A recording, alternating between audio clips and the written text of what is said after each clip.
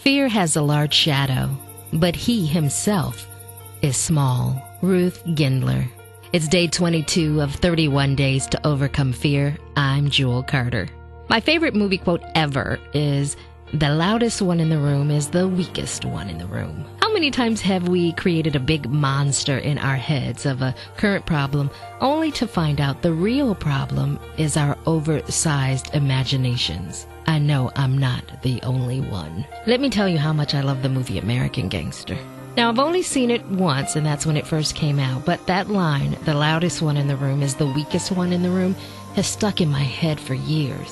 As you can imagine, I meet a lot of people. I've come across every personality type you can fathom. What I've learned is that people that talk about what they have and what they've done a lot when you didn't ask to anybody that will give them the floor, well, they're usually not the ones with the most to lose, but the ones that fear losing what they have the most. We all have those people in our lives that have an opinion on everything. They are going to tell you why your marriage will not work, although they are single, how to raise your kids, even though they have none, and how to build wealth, even though they are taking out a second and third mortgage to pay off their everyday expenses. Now imagine all of that in one person. Sometimes we have no choice but to be around this person because they are family or a friend that you've had all your life, and you don't want to cut ties because at the end of the day you still love them and they are good people.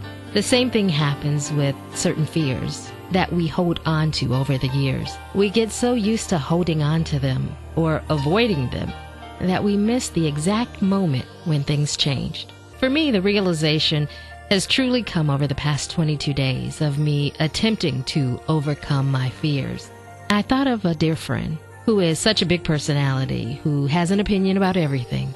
And the truth is that she really is a brilliant innovator, creator in her field. The thing is, when you act like you know everything to people who know that you don't, when you try to tell them things that you really do know, they're not listening. And I stopped listening. I mastered the art of selective hearing. I could agree with someone else's genius, but when it comes to them telling me about mine, well, I couldn't see it. I was afraid of what it implied, afraid of the responsibility that came with knowing that I could do more, be better.